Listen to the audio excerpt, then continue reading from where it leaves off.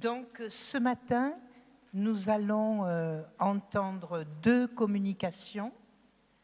Alors, d'abord, Mehdi Alioua de l'Université de Rabat, qui va nous parler des migrations africaines et à l'épreuve de la frontiérisation européenne. Ensuite, nous aurons quelques questions, puis nous passerons à Jean-Christophe Godard, ce que le noir connaît du monde blanc.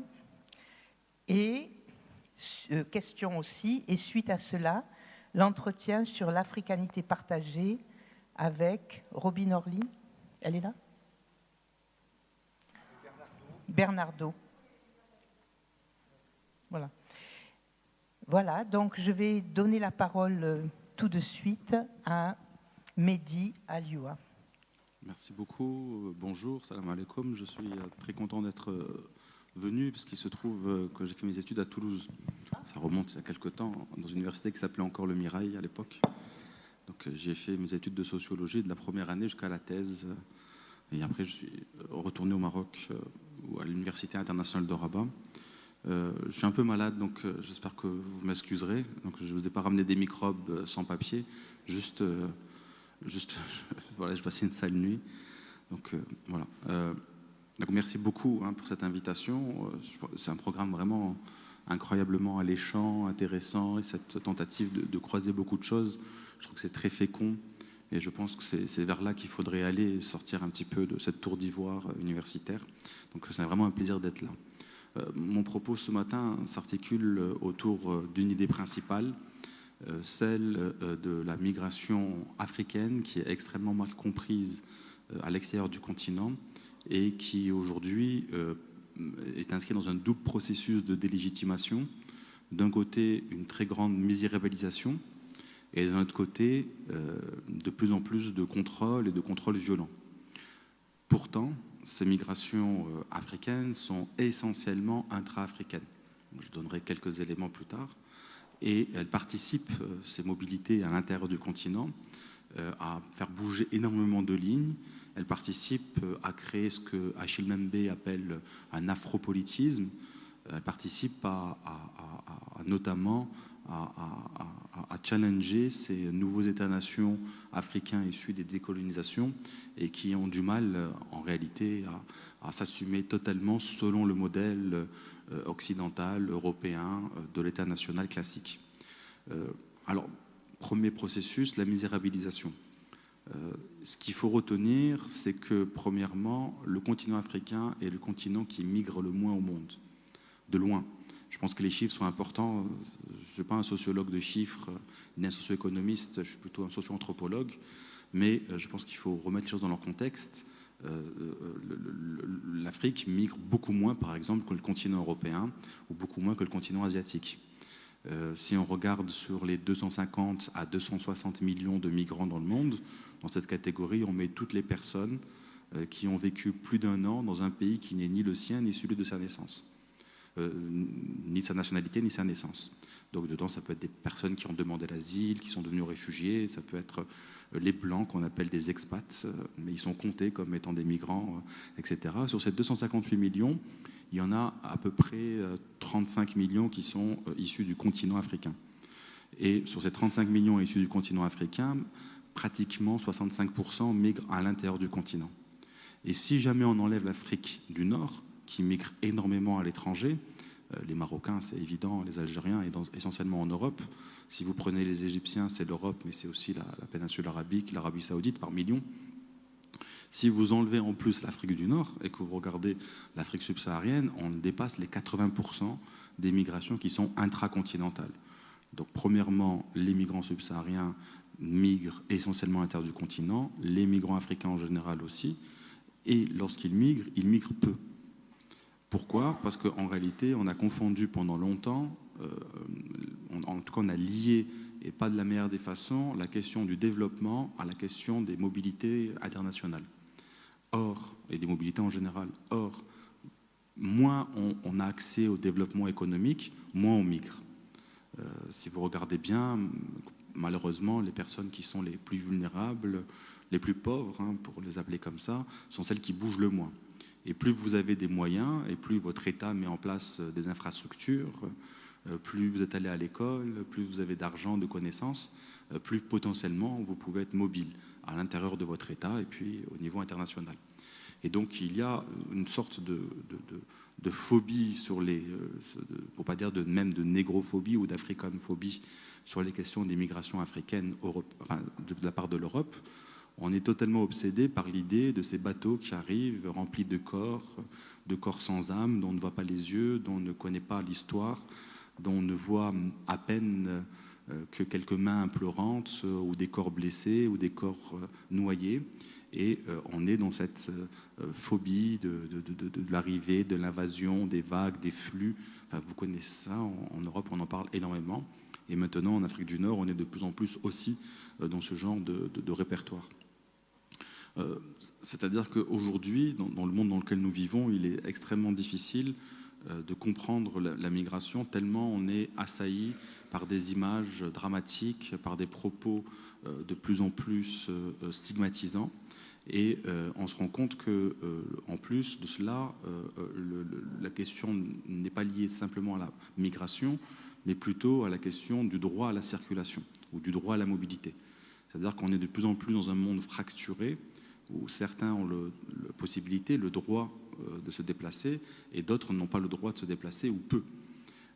Sur la question africaine, ça sous-entend qu'une grande partie des personnes qui se déplacent le font, prennent ce droit, même si on ne leur a pas accordé. Ils n'attendent pas forcément d'avoir un passeport, ou même s'il y a un passeport, ils n'attendent pas d'avoir le visa pour pouvoir bouger.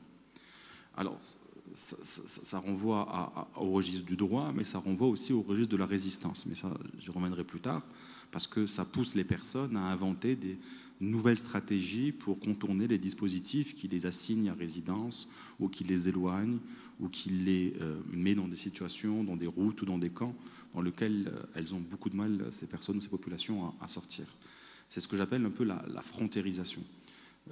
On fait face... Alors, c'est moins évident quand on vit en Europe, mais moi qui viens du Maroc, et donc je suis face à cette frontérisation, je la vois même se matérialiser à travers des dispositifs sécuritaires, des radars infrarouges, des lunettes, des jumelles qui peuvent voir dans le noir à des kilomètres, l'équivalent d'un ballon de football flotté, des grillages avec qu'on appelle des lames qui blessent, comme des rasoirs, etc.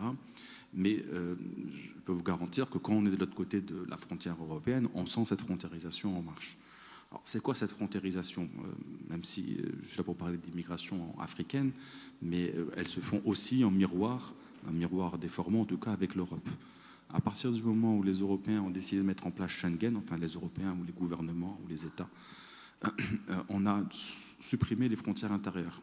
Et s'est posé de manière automatique la question des frontières dites extérieures. C'est-à-dire que dans le projet européen, si on ouvre les frontières intérieures de l'Europe, il faut pouvoir substituer une seule frontière là où il y en a autant que d'États-nations, là où il y en avait autant que d'États nationaux.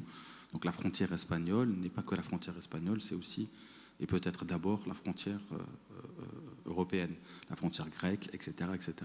Il y a une agence qui a été créée du mot français, c'est du français, frontière extérieure, Frontex, qui est chargée de cette surveillance et elle est dotée de plus en plus de moyens pour y participer. Sauf que les Européens n'ont pas su trouver une politique migratoire communautaire, commune. Il n'y a pas de politique migratoire commune. C'est un marasme total. Si vous êtes marocain et que vous voulez aller en Espagne, certes, vous demandez un visa à l'Espagne, mais l'Espagne vous donne un visa Schengen. Une fois que vous rentrez sur le territoire espagnol, vous pouvez circuler à l'intérieur de cet espace-là. Qu'est-ce qui s'est passé dans les années 90 ? Les Espagnols avaient besoin, en grande quantité, de main-d'œuvre migrante. Aujourd'hui, l'Espagne est un des troisième ou quatrième pays d'immigration européenne, et parmi le top 10 d'immigration au monde. C'est à peu près 5 à 6 millions d'étrangers sur son sol. Mais à cette période, ce n'était pas le cas. Enfin, il y avait déjà des migrants, mais pas à cette quantité-là. Et pendant longtemps, aux années 90, les Espagnols, c'était plutôt des émigrés. Et à cette période-là, d'ailleurs, on disait aux Espagnols, vous êtes des immigrés et vous êtes en plus un pays de transit. Comme ça qu'on disait, les Espagnols, vous êtes un pays de transit. Et les Européens ont fait beaucoup pression, notamment la France et l'Allemagne à cette époque-là, sur l'Espagne, sur Madrid, à travers notamment Bruxelles, pour dire arrêtez de donner des visas parce qu'ils vont venir chez nous. Vous êtes un pays de transit. Or, ça a été faux. La plupart des gens qui ont émigré en Espagne se sont installés en Espagne de manière majoritaire. Et à cette époque-là, ceux qui mouraient le plus en mer, c'était les Marocains. Les Marocains et les Maghrébins en général, mais principalement les Marocains, parce qu'en fait, ils savaient qu'ils étaient attendus de l'autre côté, ils étaient attendus en Espagne. Donc voilà, c'est des cousins pas si éloignés que ça, hein, ils sont en face, la connaissance est là. Dans le nord du Maroc, on a été colonisé par l'Espagne, les gens parlent espagnol, ils savent qu'ils sont attendus de l'autre côté, donc ils ont ouvert cette route. Et l'information s'est diffusée de plus en plus à l'intérieur du continent. Évidemment, d'abord les pays frontaliers, ou les pays très proches du Maroc, l'Algérie, la Tunisie, les Mauritaniens migrent peu, mais la Mauritanie, surtout le Sénégal, le Sénégambie, etc. Et donc les gens ont commencé à remonter cette route parce qu'ils ont entendu qu'on pouvait rentrer en Europe à pied même. À cette époque-là, quand je menais mes enquêtes début des années 2000, on disait même que les CETI, c'est les centres administratifs de rétention, ont été des centres pour l'emploi parce qu'ils délivraient des diplômes. Donc, moi, à ce moment-là, j'étais en France, à Toulouse, il y avait tout un ensemble de réseaux de gens qui réfléchissaient sur le retour des camps, la rétention administrative, etc. Et j'entends cette diplôme pour l'emploi, je ne comprenais pas. En réalité, c'était des OQTF, des obligations à quitter le territoire. Donc les gens étaient dans des vrais centres de rétention, on prenait leurs empreintes digitales, on prenait leur identité, et on leur disait maintenant, vous avez 1 mois pour quitter de votre propre gré le territoire espagnol. Évidemment, chaque fois qu'il y avait un lâcher, les gens de la Guardia, ils appelaient les jefes, comme on les appelle, les chefs, les patrons, qui viennent les chercher par bus entier pour les amener directement dans les serres, pour que les Suédois puissent manger des fraises en hiver, ou dans les centres de la Costa del Sol, où on construisait, en tout cas à l'époque, des bâtiments de plus en plus démesurés pour le tourisme mondial. En Espagne, c'est 60 millions de touristes par an. Donc il fallait construire tout ça. Et donc les Marocains, ils savaient très bien qu'ils étaient attendus de l'autre côté, et donc ils attaquaient ces grillages pour passer. Je pense que cet exemple est extrêmement important à comprendre, parce que si on décentre un petit peu sur la question du détroit de Gibraltar, où on voit bien cette ligne de fracture, elle est évidente entre l'Europe et l'Afrique, entre 2 niveaux de vie très différents, entre l'incohérence européenne dont certains États membres ont besoin de migrants mais qui ne peuvent pas les faire venir parce que les autres n'en veulent pas, et donc ça crée cette incohérence qui entraîne les morts que l'on connaît. Moi, j'avais écrit une fois que les migrants qui traversent la Méditerranée font des choix déraisonnables, mais avec les bonnes raisons. C'est déraisonnable de traverser la Méditerranée sur des bateaux un peu de fortune, mais ils ont les bonnes raisons de le faire. Ils sont souvent attendus de l'autre côté, quoi qu'on en dise. Souvent, ils trouvent l'asile pour les gens qui fuient les guerres. Souvent, ils finissent par trouver du travail. Même en France, c'est 30 000 régularisations par an. Donc régulièrement, c'est juste un parcours, un odyssée de plus en plus dur avant de vivre dans la clandestinité, etc., avant enfin d'être régularisé. Donc les gens savent que potentiellement, donc ils essayent de passer. Si on regarde cette frontérisation du côté du Niger, donc on va passer le Sahara, on passe de l'autre côté, et on voit un pays aujourd'hui où s'active beaucoup la diplomatie internationale, sauf que le Niger, c'est un pays membre de la zone qu'on appelle CEDEAO, la communauté économique des États d'Afrique de l'Ouest, qui est une des plus anciennes zones composées d'États nationaux qui ont mis en place une liberté de circulation et d'installation, même si on peut toujours regretter dans les détails comment ça se passe. Et on commence à dire au Niger, vous êtes un pays de transit, et tous les gens qui passent par le Niger, c'est pour aller en Libye, et les gens qui vont en Libye, c'est pour passer en Europe. Ce qui est complètement faux. Et à un moment donné, il y a eu beaucoup de gens qui sont partis de Libye, parce que vous aurez remarqué qu'on a entraîné le chaos dans ce pays-là, et donc les gens vivaient la guerre, et donc on tentait de fuir. Certains ne pouvaient même pas redescendre au sud, les routes étaient trop dangereuses, ou en tout cas, ils ne voulaient pas revenir chez eux parce que c'était un échec. La majorité des personnes qui allaient en Libye, c'était pour travailler en Libye. Et c'est beaucoup de la migration transfrontalière. C'était essentiellement des Égyptiens, pratiquement 1 million, et évidemment tous les pays limitrophes, Tchad, Niger, un peu Mali aussi, et un peu plus loin, ceux qui viennent un peu plus loin et qui traversent ces pays pour aller travailler et reviennent.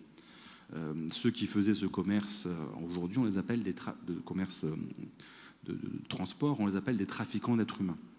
Donc on a une agence qui s'appelle l'OIM qui a fait pression pour faire changer les lois avec l'argent européen au gouvernement de Niamey. On commence à avoir des militants qui défendent les droits des migrants qui sont emprisonnés et on commence à criminaliser le fait de transporter des migrants dits illégaux. Souvent, ce sont des gens qui ont la nationalité d'un pays membre de la CEDEAO. Donc c'est comme si vous dites qu'un Italien en France est un illégal, quoi. Je veux dire, c'est vrai. Et tout ça parce que potentiellement l'Italien va passer par Sangatte pour aller en Grande-Bretagne. Donc on est quand même dans du grand n'importe quoi. Et les populations qui les transportaient, qui aujourd'hui se trouvent de plus en plus menacées dans ce commerce-là, c'était une population touareg. Vous pouvez retrouver d'autres types d'ethnies comme les Toubous, etc. Mais grosso modo, c'est ce qu'on appelle Touarega. Et ceux qui les faisaient passer, et quand vous regardez bien, pour ceux qui connaissent cette partie de l'Afrique sahélienne, les Touaregs sont beaucoup dans l'économie de la circulation. Vous allez à Niamey, c'est beaucoup eux qui sont dans les sociétés de taxis, sociétés de bus, etc. Et vous allez à Agadez, les gens, ils avaient des patentes. Hein. Certes, ils traversaient la frontière sans autorisation, mais c'est comme si vous y alliez ici à la gare routière et vous prenez un bus, juste les versions sahéro-sahéliennes, c'est tout, quoi, ça. Et donc d'un coup, on leur dit non, ça c'est fini, vous n'avez plus le droit, etc. Donc on est en train de creuser le lit de conflits extrêmement dévastateur, potentiellement en tout cas dévastateur. C'est-à-dire que si les migrations africaines sont essentiellement intra-africaines, si elles participent par leur déplacement à permettre à tout ensemble de populations de sortir de la misère, mais elles participent aussi à construire une sorte, si ce n'est d'unité africaine, une sorte de consistance africaine par ces déplacements, par les rencontres qu'elles supposent, par les types d'économies, même si c'est souvent de l'économie de contournement, par les mariages, etc., etc. C'est-à-dire qu'elle sort de cette vision extrêmement ethnique qu'on peut avoir parfois de l'Afrique, mais que les Européens, parce que c'est les Européens ici, il ne s'agit pas des Américains, mettent leur grain de sel pour essayer de contrôler ces circulations, de crainte qu'un jour, potentiellement, certains se dirigent vers le continent européen, on obtient des zones de fracture qui sont de plus en plus loin. Donc la frontiérisation en Méditerranée, elle est évidente. Vous la voyez avec les murs, vous la voyez avec les bateaux qu'on ne veut pas sauver ou qu'on ne veut pas laisser accoster dans des ports lorsqu'il y a des réfugiés dessus. On la voit avec tout cela. Mais en réalité, cette frontiérisation européenne est en train de pénétrer de plus en plus profondément le continent africain. Aujourd'hui, les contrôles se font pratiquement au sud du Sahara.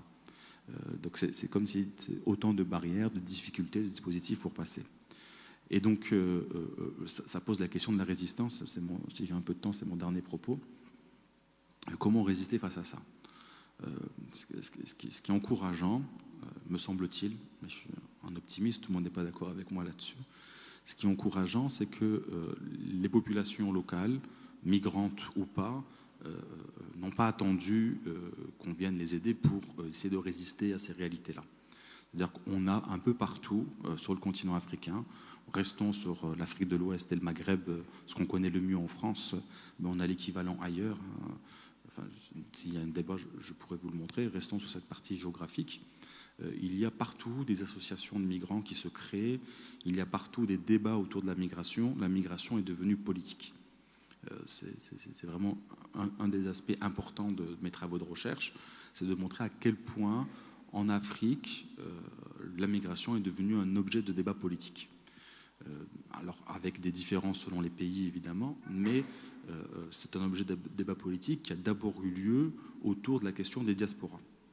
Est-ce que les Sénégalais de l'étranger, est-ce que les Marocains de l'étranger, est-ce que les Maliens de l'étranger, etc., sont des Maliens à part entière ? Ont-ils le droit de vote ? Qu'est-ce qu'ils vont apporter à l'État, etc. Si les débats ont été très forts, c'est parce que d'abord, c'est des pays qui ont des fois jusqu'à 10% de la population qui vit à l'extérieur, sur le continent ou ailleurs dans le monde, mais en plus parce qu'ils renvoient beaucoup d'argent au pays, surtout ceux qui sont en Europe, parce que c'est l'euro. Et donc ça devient une sorte de vache à lait, cette diaspora-là. Si vous prenez le cas du Maroc, la première entrée de devises, c'est les Marocains qui résident à l'étranger qui envoient de l'argent au pays. C'est important parce que sans les devises, on ne se fournit pas sur le marché économique mondial, on n'achète pas de pétrole. Sans pétrole, on n'a pas d'économie, on n'a pas, malheureusement, on pourrait dire, mais c'est la réalité, on n'a pas de centrale électrique, on n'a rien du tout. Donc, et comme l'euro est fort et que les Marocains sont surtout en Europe, ça rend un grand service à l'économie marocaine, tout cet argent-là. Et donc, d'un coup, cette dimension politique, elle est d'abord arrivée avec ses propres ressortissants. Et donc, qu'est-ce que ça veut dire d'être un pays d'immigration, comme on disait, un pays de départ, qui est en train progressivement de devenir, ou qui sont en train de devenir des pays d'installation, ou tout au moins de circulation, par laquelle d'autres populations étrangères passent, s'installent, reviennent, etc. C'est-à-dire que progressivement, les États africains sont en train de faire l'apprentissage de ce qu'est l'immigration, avec des niveaux différents d'implémentation, comme on dit en sciences politiques, de ce qui s'est passé ailleurs, mais avec la volonté de pouvoir contrôler cette dimension-là, puisqu'on a essayé de contrôler les ressortissants à l'étranger, on va essayer aussi de contrôler de manière encore plus sévère les non-ressortissants chez soi. Mais en faisant cela, l'État impulse indirectement aussi des résistances, parce qu'il offre une scène médiatique, une scène de débat, où différents types d'acteurs peuvent venir s'exprimer, venir contredire, venir dénoncer certaines choses. Et c'est difficile de dire on ferme le rideau si vous ouvrez les débats pour parler de la migration, même si c'est dans un but utilitaire ou dans un but de mieux contrôler sa diaspora. Lorsqu'on vient dans ce genre de débat et qu'on parle d'autre chose en disant oui, mais vous parlez des Marocains étrangers, mais qu'est-ce que vous faites pour les étrangers au Maroc? Vous dites que les Marocains subissent le racisme à l'étranger, mais qu'en est-il du racisme chez vous, etc. C'est difficile de fermer le rideau. C'est-à-dire qu'il y a une possibilité comme ça de faire avancer certains types de débats intéressants. Et le dernier élément sur cette résistance, c'est que c'est en plus cette résistance, elle se fait aussi par rapport aux politiques européennes. L'Afrique se construit clairement en miroir par rapport à l'Europe. Alors, pas tout le continent, il y a des continents qui regardent un peu ailleurs, etc., selon où on est placé. Mais grosso modo, si on y regarde bien, la majorité de l'Afrique se construit en miroir par rapport à l'Europe et aux anciens colons, que ce soit la Grande-Bretagne ou la France ou le Portugal, principalement pour la colonisation européenne. Un peu l'Allemagne, un peu d'autres. Et donc, dans cette construction en miroir, la question des migrations et de la frontérisation européenne, la volonté d'imposer une seule frontière civilisationnelle, là où avant, on parlait à l'Allemagne, à la France, à l'Espagne, d'un coup on parle à un seul bloc, participe aussi à reformuler les débats de résistance politique concernant le droit à la mobilité et le droit des migrants. C'est-à-dire que non seulement sur place, dans des anciens pays d'émigration, des nouvelles personnes arrivées demandent à accéder à certains droits, militent, mais en plus de cela, ils s'organisent aussi à une échelle transnationale par rapport au fait que l'Europe, elle aussi, s'est organisée à l'échelle transnationale pour les empêcher de circuler, ou tenter de les empêcher de circuler. Et donc, on est dans ce que j'appelle une forme de consistance cosmopolitique qui se met à l'échelle du continent pour pouvoir produire ses propres mots, ses propres résistances, etc. Alors c'est très embryonnaire, évidemment ce n'est pas dénué ni de rapports de force, ni de tentatives hégémoniques de certains États. Donc par exemple le Maroc a une tentative assez hégémonique, en tout cas assez forte d'être un peu un leader sur cette question-là, au niveau africain, mais c'est des débats qu'on retrouve avec certains pays qui utilisent la migration ou les bonnes pratiques dites migratoires comme étant une arme diplomatique. C'est ce qu'on appelle aussi la diplomatie migratoire. Et donc en disant, moi je sais bien faire les choses, etc., donc je vais vous apprendre à vous autres comment va marcher. Savoir dire son fait à l'Europe, c'est aussi quelque part quelque chose de valoriser positivement, etc. Et donc il y a là aussi un jeu qui se met en place, notamment au niveau des institutions africaines, et on commence à demander des observatoires, on commence à préparer le passeport africain et la suppression des visas. C'est Paul Kagame du Rwanda qui le propose, mais ce sont des débats très sérieux. Ne croyez pas que c'est juste des annonces. Après, comment on va y arriver, comment ça va mettre en place, ça, c'est un autre débat. Mais d'un coup, on a eu une dynamique qui est arrivée par le bas, une dynamique qui est arrivée par ces migrants, ceux qu'on ne voit que comme des misérables clandestins qui s'écrasent contre les grillages européens. Cette dynamique-là est en train de redynamiser l'esprit africain de manière assez claire, il me semble, mais on est au tout début. Donc, qu'est-ce qu'il en adviendra? Je ne sais pas. Ce qui est sûr, c'est que cette migration, cet exil africain, c'est à la fois une condition et une conscience. Si on la traite comme une condition, pauvreté, sans-papier, ou même sans tomber dans le misérabilisme, on passe à côté de toute la performativité, toute cette dynamique qu'amène l'expérience migratoire, on passe à côté. Il y a une forme de performativité, on performe les frontières. J'ai regardé de loin, grâce à Facebook, le danseur, la chorégraphie qu'il a fait sur les...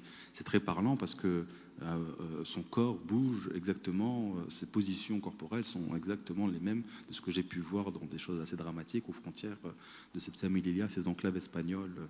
Donc on performe ces frontières, on essaye de les transgresser. Certes, le coût humain est démesuré. On est certainement à 100 000 morts sur les routes migratoires, 50 000 en Méditerranée, certainement autant dans le Sahara, mais on ne compte pas aussi bien. Certes, le coût humain est démesuré, la violence est démesurée, mais pour autant, ça oblige les gens à mettre en place des résistances, et par ces résistances, ils sont en train de performer, ils sont en train de dire quelque chose, et je pense qu'il faudrait les écouter un peu plus qu'on ne le fait en Europe, me semble-t-il. Et je vous remercie pour votre attention.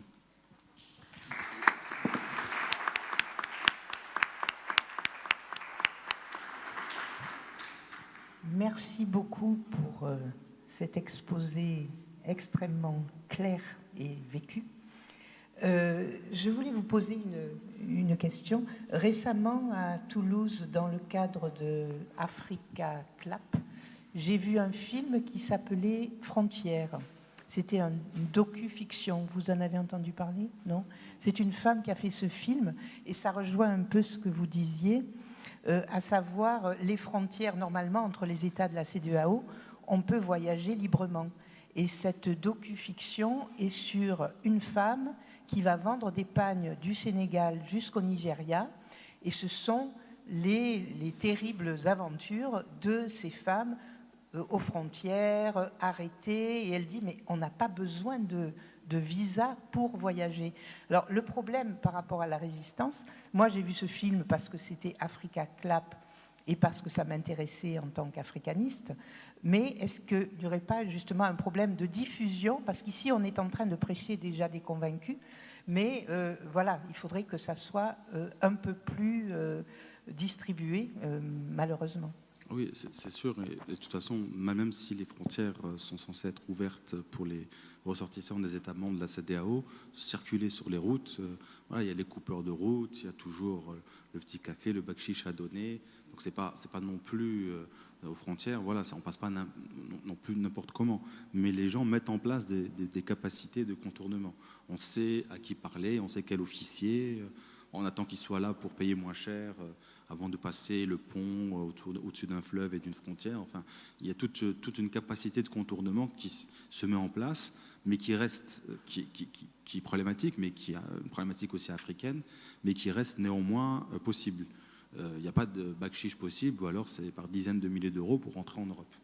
Ça se fait, hein. On peut acheter un visa dans tous les consulats français d'Afrique. D'accord, les Français ne sont pas moins corrompus que les autres, et donc il y a des agents, sauf que le prix est tellement cher que, évidemment, seule une minorité peut se le permettre. Donc comment diffuser mieux ce savoir? Ça, c'est sûr que c'est quelque chose qui se fait beaucoup, vous le savez, hein, de plus en plus en Afrique, mais des fois on a l'impression que ça ne se suit pas en Europe. C'est-à-dire que même quand on fait des débats avec les ateliers de la pensée, avec tout un ensemble de magnifiques initiatives, beaucoup dans le monde anglo-saxon, les anglo-saxons sont encore plus en avance là-dessus, sur tout ce qui va être décoloniser les savoirs et sur la connaissance des changements profonds qui participent à changer, à créer le continent de demain.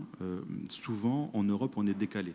On renvoie toujours à des questions qui sont plus trop celles réellement que se pose la jeunesse africaine. Est-ce que...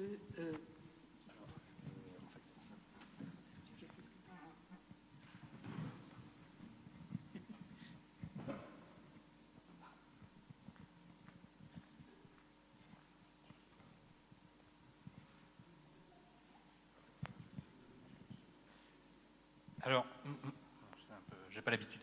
J'ai une question à propos du terme de migrant.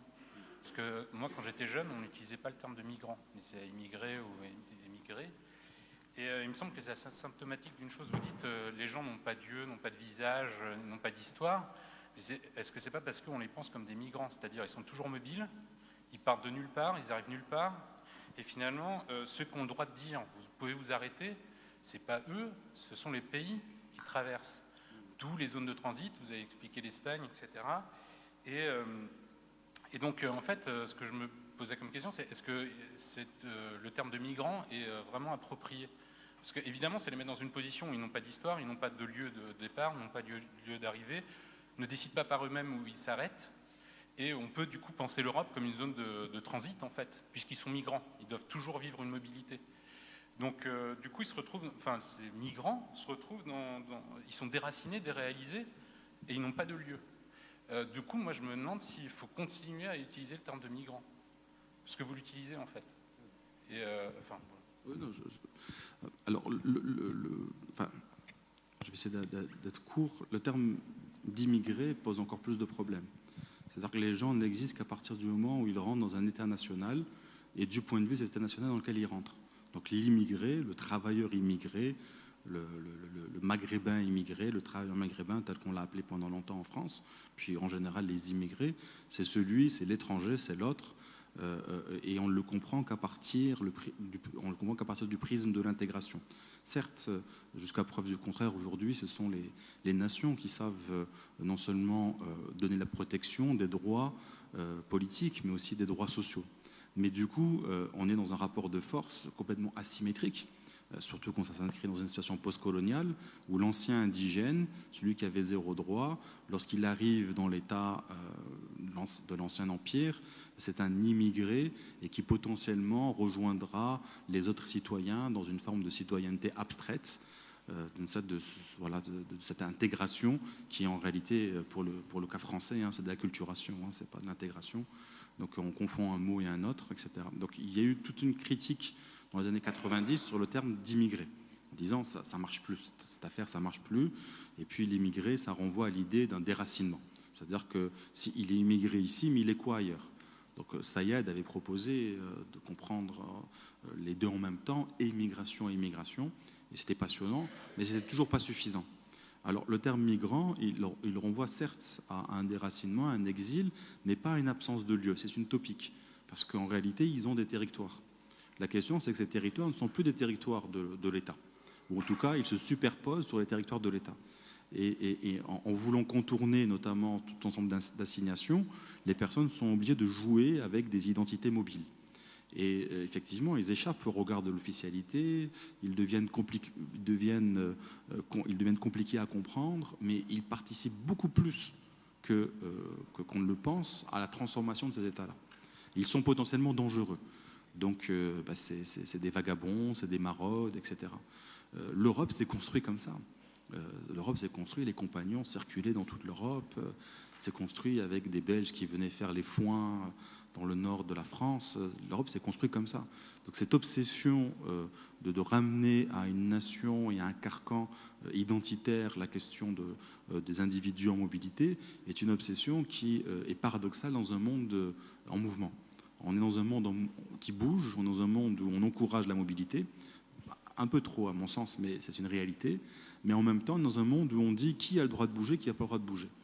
Donc ceux qui peuvent bouger, c'est des expats, c'est des cadres mobiles, c'est des nomades modernes, ils ont des Apple ou des Windows, je ne sais pas quoi, etc. Et puis il y a ceux qui ne peuvent pas bouger, mais qui bougent quand même, donc ils ne sont pas très gentils, donc il faut quand même leur mettre un peu la pression parce qu'ils nous perturbent là, à bouger dans tous les sens. Et en réalité, si vous regardez, ne serait-ce qu'au niveau du commerce, la plupart des personnes qui font circuler des marchandises, c'est des marchandises à bas coût, sur le continent africain, du nord ou du sud du Sahara, c'est la même chose, ce sont des populations qui sont elles-mêmes à cheval sur plusieurs États. Soit parce que la colonisation et les indépendances ont coupé leur communauté en deux, soit parce que c'est des migrants ou des immigrés, si vous voulez, peu importe. Mais c'est eux qui apportent tout un ensemble de connaissances, de produits, etc. C'est-à-dire que la mondialisation, en réalité, elle n'est pas que par le haut, elle n'est pas qu'une affaire de technologie ou d'argent. Si le développement ne vient pas à soi, c'était un Congolais qui me dit ça, Congo, ex-Zaïre, Kinshasa, ben, je vais aller à la mondialisation. Hein. Le développement ne vient pas à moi, moi je bouge, hein. Je ne vais pas attendre de mourir sur place. Alors bon, c'est des populations dynamiques qui ont un peu d'argent, qui mettent en place des réseaux, notamment autour des églises du réveil pour circuler. Et ils font circuler argent, religion, idées, hommes, etc. Mais on ne les voit pas, on se met des oreilles. Et le mot immigré les empêche de les voir. J'ai une question ici. Je vous remercie de votre exposé.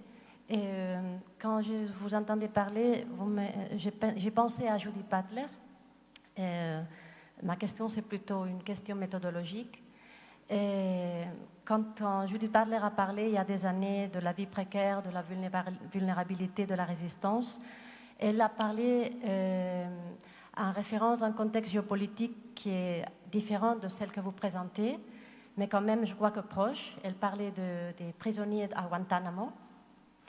Et elle a travaillé pour faire ses réflexions avec des poèmes des prisonniers qui étaient là, à Guantanamo, pour justement donner du corps à la réflexion critique politique, pour ne pas l'enfermer dans un corpus de données, justement.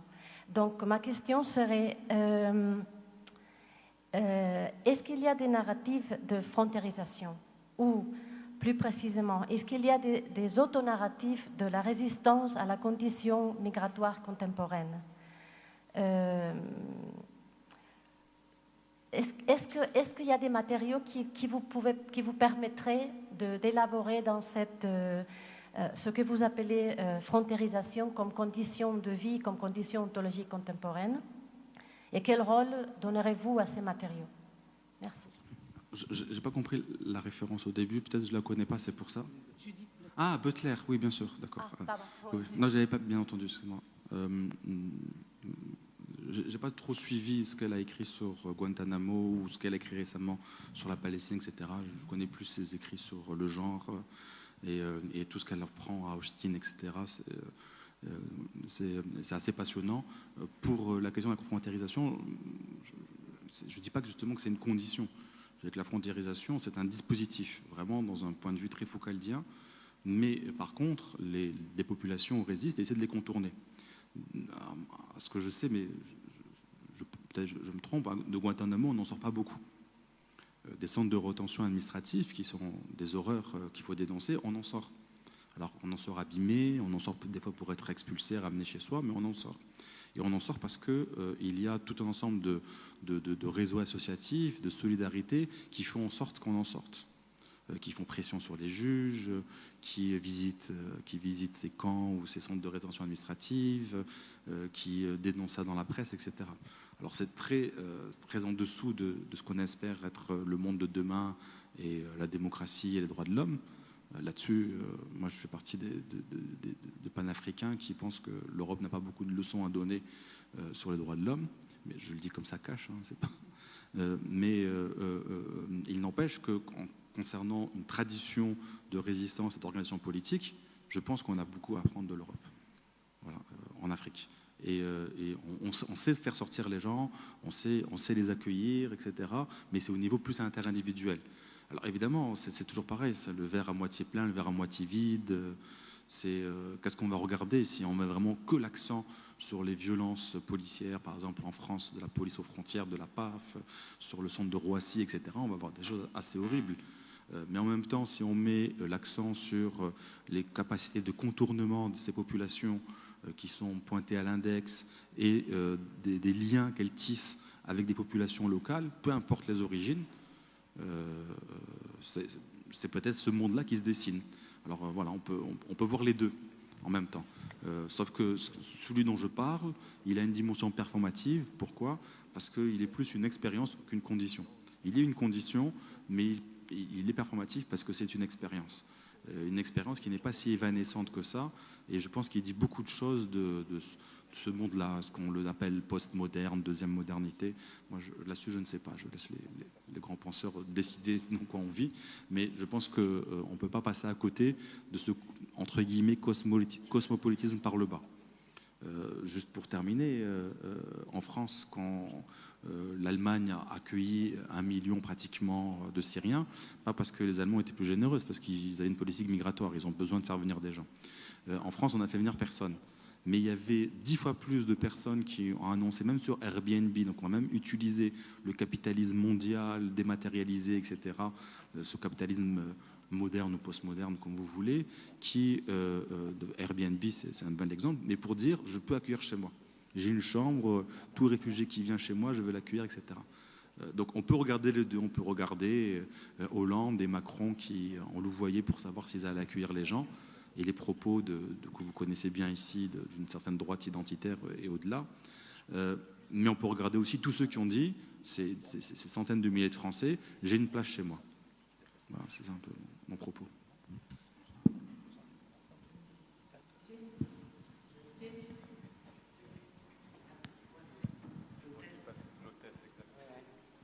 Bonjour, merci. En fait, vous avez un peu répondu à ma question, mais effectivement, en termes de terminologie, je pense que mettre les expats dans la réflexion sur les migrants est pour moi un peu choquante, dans la mesure où un expatrié est toujours représenté et porté par l'État dont il est ressortissant. Donc ça, c'est absolument essentiel, c'est-à-dire que pour des problèmes de soins ou pour des problèmes de déplacement ou en cas de guerre, il est immédiatement repéré et sauvé. Donc ça, je crois que c'est ça qui fonde la différence entre le migrant, c'est-à-dire celui qui cherche une nouvelle terre, un nouvel espace pour se développer, il me semble, hein, et celui qui voyage, va explorer d'autres horizons, mais sait qu'en dernier recours, il est absolument du pays duquel il part. Et il le sera toujours, jusqu'à la mort. Et je pense que ça, c'est extrêmement important, même du point de vue philosophique et de la construction de l'individu. Ça, c'est une première chose. La deuxième, c'est en Afrique du Nord, qui est l'Afrique blanche, où il y a encore un racisme extrêmement prégnant dans la société vis-à-vis des populations noires. Est-ce qu'il existe, parce que c'est difficile de le savoir quand on y va, une société, est-ce qu'il existe une mise en œuvre d'accueil de ces migrants, de soins de ces personnes? Parce que moi, ce que j'ai vu, c'était effectivement le rapport très individuel, communautaire, c'est-à-dire que beaucoup d'Africains subsahariens sont mettent en œuvre des associations et donc vont accueillir ces personnes. Mais il m'a semblé que c'était extrêmement fermé et que c'était beaucoup plus par cousinage, etc. Et je n'ai pas vu clairement une action sociale qui donne à ces personnes des espaces comment on dit, juridiques, sociaux et même comment on dit, vitaux. Voilà. Donc cette question. Oui, je serais à moitié d'accord avec vous sur la question de l'expat, mais ce que j'essaie de montrer, mais c'est difficile de condenser un propos en peu de temps, c'est que même les migrants africains sont de plus en plus revendicatifs pour être représentés par leur État. Et ils dépendent de leur État. Si vous prenez les Marocains, les Sénégalais, les Maliens, pour la France, c'est très clair. Le nombre de Marocains, de Sénégalais et de Maliens a explosé. C'est pas parce que les gens sont arrivés, c'est parce que les gens se sont inscrits au consulat. Il y a eu une amélioration. C'est valable pour d'autres pays, mais je vais prendre ces exemples-là parce qu'on est en France. Il y a eu une amélioration des services consulaires pour ces populations, et beaucoup se sont dit, moi je veux aussi mon passeport vert, je veux aussi mon passeport sénégalais, j'appartiens à ces deux mondes. Ce qui fait que le nombre a doublé. Par exemple, la France reconnaît beaucoup moins d'immigrés marocains sur son sol que le Maroc, qui en reconnaît pratiquement 2 fois plus. Tout simplement parce qu'ils ont les chiffres consulaires, c'est pas les mêmes. À partir du moment où vous devenez français, pour la France, vous êtes français, et ça n'intéresse pas à savoir si vous avez une origine, ou on peut le faire, mais pas publiquement, les statistiques ethniques étant interdites. Donc aujourd'hui, il y a de plus en plus de pression de la part de ces populations qui vivent à l'étranger de leur territoire sur leur état d'origine pour qu'ils soient mieux protégés, mieux pris en compte, etc. Jusque même dans les questions des droits sociaux. Alors évidemment, quand vous êtes malien et que vous vivez, je ne sais pas, en Hollande, la question des droits sociaux, c'est sûr, il vaut mieux les droits sociaux hollandais que néerlandais que maliens. Donc c'est pas là que ça va se jouer sur les droits politiques, le droit de vote, le droit de... je ne sais pas si c'est une question de droit, mais la dimension culturelle, etc. etc. Donc c'est pour ça que, oui, le Mali, malheureusement, Bamako n'aura pas la force, s'il y a une guerre en Europe, d'aller sauver ses ressortissants et de la ramener chez eux. Malgré tout, c'est pas comme si les gens avaient complètement été perdus par leur État. Et une grande partie des résistances qui sont faites sont d'abord adressées à leur État d'origine et aux États africains en général, qui, pour ceux qui dénoncent, participeraient voilà, d'une politique anti-migratoire qui sert les intérêts de l'Europe. Pour ce qui est de l'Afrique du Nord, moi, j'ai du mal à l'appeler l'Afrique blanche. Après, c'est pas très blanc. Hein. Après, ça dépend où vous êtes. Hein. Il y a des régions où les gens sont très noirs. Il y a des régions où les gens, c'est vrai, sont très blancs. Par contre, on peut l'appeler une Afrique esclavagiste, en tout cas qui a participé à la traite négrière. Ça, c'est une évidence. Mais les populations noires maghrébines, ou même d'Afrique du Nord, ne sont pas que des populations issues de l'esclavagisme. L'histoire de l'esclavage s'est fait différemment. Donc on a une histoire du racisme qui ne peut pas être décalquée sur le modèle occidental. Ça n'a pas été des sociétés plantocratiques, ça a été essentiellement du servage. Enfin, c'est tout aussi violent. Hein. Je ne suis pas en train de faire des degrés de violence dans l'horreur. Mais ça ne donne pas exactement la même chose. On vit avec le maître. Et potentiellement même, on fait partie de la famille au bout d'un certain moment.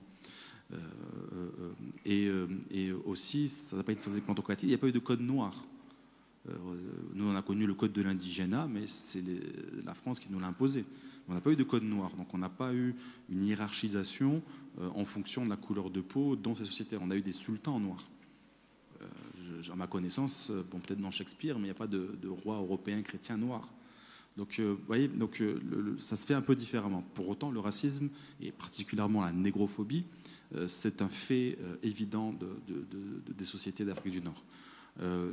Mais ça se compose de manière compliquée. Par exemple, vous prenez l'Égypte. L'Égypte a vraiment un problème avec son sud, avec les Nubiens, mais jusqu'au point que tous ceux qui migrent vers le nord, vers le Caire, même quand ils rentrent, ils sont dans l'administration, etc., voilà, ont honte de leur couleur de peau, ont honte de leur origine. Quelqu'un comme Sadat avait des propos les plus infamants, alors que lui-même, sa mère est noire et lui-même est nubien. Donc on est dans on est dans une sorte d'ambivalence compliquée. Moi, ce que j'essaie de dire, pas ici, mais ce que je dis en général, c'est que c'est compliqué pour l'Afrique du Nord, cette question-là, et il faut être capable de dire les choses, qu'en plus on nous rajoute la question du contrôle de la frontière européenne. Parce que pour l'instant, le racisme, il est en train d'émerger de manière, enfin, ou réémerger en tout cas, je ne sais pas comment le dire, de manière forte, parce qu'on commence à contrôler les étrangers appelés migrants qui vont attaquer les frontières européennes. Et donc, pour un policier, si vous dites les Noirs sont les sans-papiers, c'est pas difficile, on arrête les Noirs et on aura bien des sans-papiers. Si vous dites les jeunes de banlieue maghrébins sont les dealers de hashish, vous arrêtez les... Voilà, et donc on a la police qui fait un focus, donc on commence à avoir un racisme d'État. Pour autant, il y a des espaces sociaux de réalisation qui ont été arrachés par la lutte. En Tunisie, une loi antiraciste et contre les discriminations a été votée. Il y a eu 2 abstentions, 1 contre. Donc c'est à voter dans la totale. Et cette loi, elle a été portée par des Noirs tunisiens eux-mêmes. Même si on comprend qu'elle est faite aussi pour les non-ressortissants tunisiens. Au Maroc, la loi, malheureusement, elle est restée au niveau d'un projet, mais il y a une campagne de régularisation avec des droits sociaux équivalents. Mais le problème du Maroc, c'est que les Marocains eux-mêmes n'ont pas accès à leurs droits sociaux. Donc voilà, il n'y a pas d'État-providence. Voilà. Mais par exemple, toutes les personnes régularisées, en fonction de leurs revenus, ont accès à une sorte d'assurance maladie d'urgence qu'on appelle le RAMED. Voilà. Après, comment ça se met en place, on pourrait rentrer dans le détail. Mais tout ça, ce n'est pas de la charité donnée par les États. Ça a été arraché par la lutte. Voilà. Comme les droits pour les immigrés, chers collègues, en France, n'a pas été donné, petit clin d'œil, n'a pas été donné par la France, elle a été arrachée par la lutte des immigrés. Voilà. Là, c'est un peu la même chose.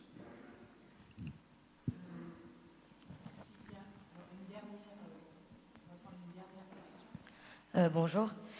En fait, je voulais parler du fait que moi, je travaille avec Frontera Sur pour l'accueil des nouveaux migrants qui arrivent à Barcelone.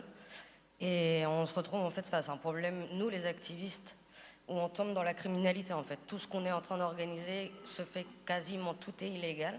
Et en fait, je voulais savoir qu'est-ce que ça nous dit en fait exactement sur les politiques européennes, en fait, que les activistes qui aident les gens qui sont en train d'arriver, on est en train de devenir aussi, nous aussi, des criminels en fait.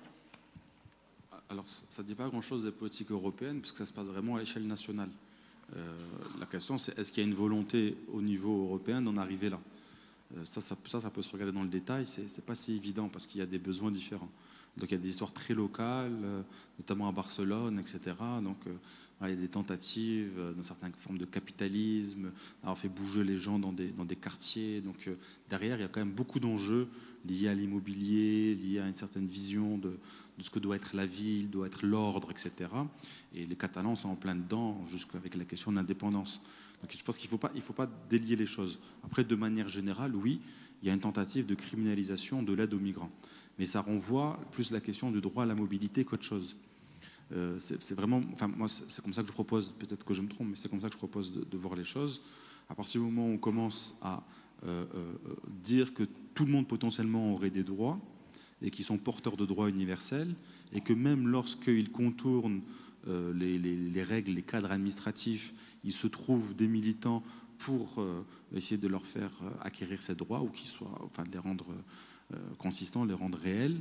À ce moment-là, cette différence, cette hiérarchie, cette nouvelle hiérarchie qui est aussi une hiérarchie raciale, cette nouvelle hiérarchie entre ceux qui peuvent bouger et ceux qui ne peuvent pas bouger, elle n'a plus de sens. Donc voilà, il y a, je pense, des grands rapports de domination qui n'ont pas évolué. Ils se sont juste reformulés, notamment autour de la question du droit à la mobilité. Et quelque part, quand on regarde bien, beaucoup de gens qui sont les militants, les soutiens aux migrants, sont souvent des gens qui sont proches des milieux de gauche ou d'extrême gauche, ou qui ont reformulé leur combat. Donc les altermondialistes, notre monde est possible, etc. C'est-à-dire ça a toujours été plutôt des anticapitalistes en général. Pas forcément, il y a aussi des réseaux religieux, etc. Mais même parmi les réseaux religieux, ce n'est pas des gens qui portent le capitalisme. Donc il y a une reconfiguration du capitalisme mondial.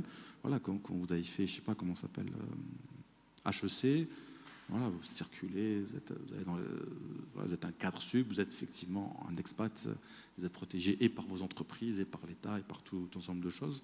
Mais potentiellement, d'autres personnes imitent ce mode de circulation où on crée le leur. Et ce qui gêne cet rapport hiérarchique, ce sont les interstices. Ce sont les zones de résistance qui permettent à cette population d'exister. Et donc, évidemment, l'attaque est frontale, mais vous aurez remarqué, c'est pour tout le monde. On ne vit pas dans un monde apaisé.